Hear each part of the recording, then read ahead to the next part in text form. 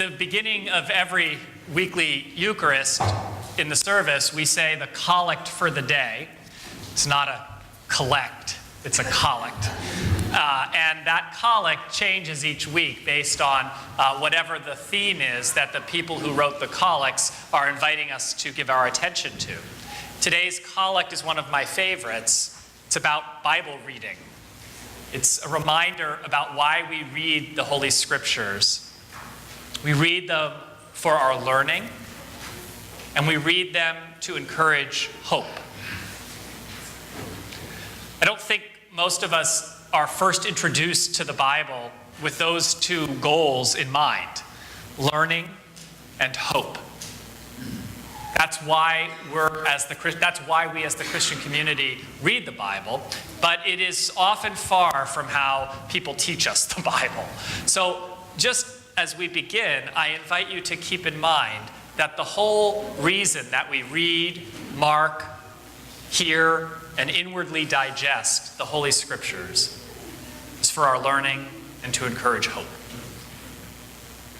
The biblical scholar Fred Craddock, who I really like, notes that sometimes there are parts of the Bible that the church kind of ignores or isn't very comfortable with, doesn't like spending a lot of time with. And at the top of that list in the New Testament is the book of Hebrews, which we heard the second lesson from today. And if you've been listening, if you've been able to be in church the last month or so, we've had several Sundays where we've heard passages from the book of Hebrews. Craddock suggests that there's at least 3 reasons why we like to ignore the book of Hebrews. The first is where it's placed in the New Testament, right? So the book of Hebrews is like way at the end. It's after the Gospels, it's after the Acts of the Apostles, it's after all those famous letters that Paul wrote, and then there's like a few extra things, and Hebrews is in the few extra things. So, we don't usually jump to the things that are like, 4/5 of the way through the story. The second is the title, the letter to the Hebrews. Now, titles are added later. They weren't in the actual original manuscript. But the title erroneously makes us believe that this letter might not be for us, right? It's the letter to the Hebrews. We're not Hebrews. So is this a letter to people who weren't part of the Jesus community in the first century? It's not. It's a letter to people who were part of Jesus' community in the first century, but who had a background in Judaism. But the idea that this letter is to the Hebrews maybe makes it seem a little less meaningful to us today than the letter to the Christian church in Rome or Ephesus or Corinthians or all of these other places that Paul wrote letters to. But the third reason that we tend to ignore the letter to the Hebrews is, I think, the most true. It don't make a lot of sense. The images, the symbols, the major through line of the book of Hebrews is all about Jesus as our great high priest. And the imagery is about sacrifice and sprinkling of blood to wash us clean, and none of this makes any sense to us today. It doesn't have a lot of traction with us.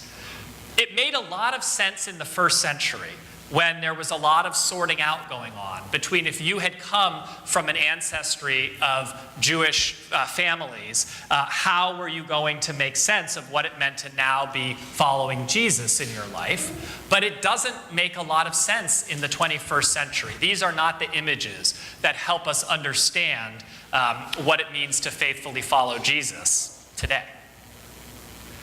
So, should we still read the thing? Like, it's still in the lectionary 3 or 4 Sundays in a row now. What's the point? Let me see if I can offer one way of finding some value in this letter to the Hebrews. So, in the first century, the community to which this letter was written was in crisis. And in today's portion of the reading, we are introduced to why. People had stopped coming to church. Crisis. Not our crisis, look around, that's good, but crisis nonetheless. Also, it's not clear why, but this is perhaps the bigger crisis. People had lost their passion. They had lost their heart motivation for being part of the community of Jesus' followers. They didn't, being a follower of Jesus in the first century was difficult. It wasn't, when you were baptized into a life that was harder than if you weren't, not a life that was easier. You were, through your baptism and entrance into the community, taking on an additional source of identity that would invite you to live differently than the people around you, and that could cause some conflict. So people were kind of falling away. They had been told that Jesus was coming back any minute to bring them up to heaven, and then that didn't happen. And so as week and month and year went on, these followers of Jesus, now in the second and third generation, they're like waiting for the thing that they were told was going to happen, and it didn't happen. And while they're waiting, life is hard, not easy. And they're starting to fall away. They're losing the passion for what attracted them to the story of this teacher, this wandering rabbi who died and rose again. In the 21st century here, life is a lot different for us than it was for the first Christians, for the first people who followed Jesus. But when we find ourselves having a hard time making it to church, or when we find ourselves with a heart that is not as passionate for the life of faith as maybe it once was, we can look to the same place as the writer of the letter to the Hebrews to find a renewed source of inspiration. And that place is the very reality of Jesus. We don't need to look at Jesus as a great high priest who sprinkles us with his blood and redeems us from all suffering, right? Those images still don't work for us. But we can look at Jesus as the person who inaugurated the way of love in that time and place, at a depth and at a dimension of commitment to care for those around him that the world has not seen. Somebody who was able to live a life of love, so generous and so self-giving, that people said he was the presence of God incarnate on earth. Lord knows all of us yearn for more and more love in this world. We don't need to read very far into the newspaper to see why we need more love in this world. We don't need to be schooled in great lengths to understand why this world needs greater generosity of spirit, why this world needs faithful people who allow their hearts to be more open to those around them who other people might close their hearts to. We all have some version in our head of the person in our lives, or the stranger, or it could be someone we know, to whom we wish we could close our hearts off to fully. Persons we would prefer to ignore. We would prefer to say, that one isn't my problem. Jesus, the way that he lived on earth, invites us again and again not to close our hearts to those people, but to open our hearts more and more fully to them.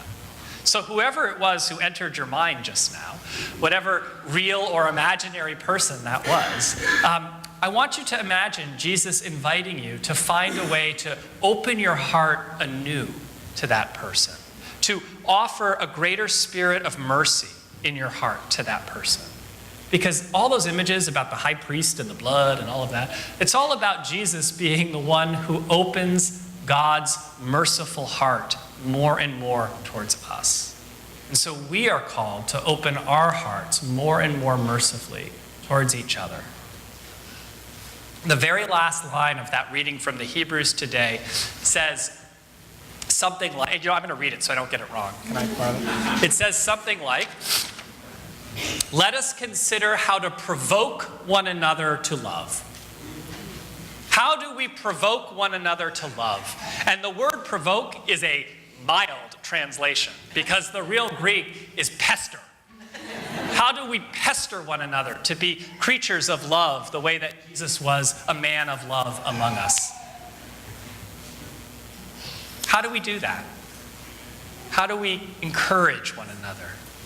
Let's say we don't have to pester. Let's say we can encourage. How do we encourage one another to love? We can try yelling at people to do it. I don't find that to be effective.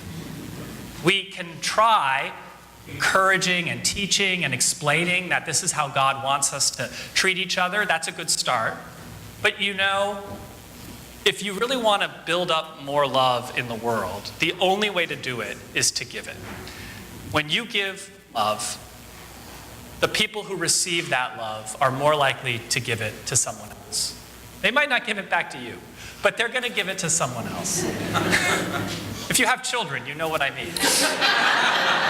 They might not give it to you, but they will give it to someone else. And if nobody shows a person love, how will they ever know how to love anyone else? So if you are finding that you are sometimes struggling about why to get to church, or sometimes struggling about what's the whole point of God and Jesus, remember, Jesus came to inaugurate the perfect way of love and to invite all of us into that experience, to be loved by God personally, in our flesh and blood, amidst all of our brokenness and all of the things that are wrong with us. Jesus came to love us anyway, to help us become better lovers of the world. And if that doesn't renew and refresh your heart and enliven your spirit for prayer and worship and gratitude and thanksgiving, then I don't know what will. Amen.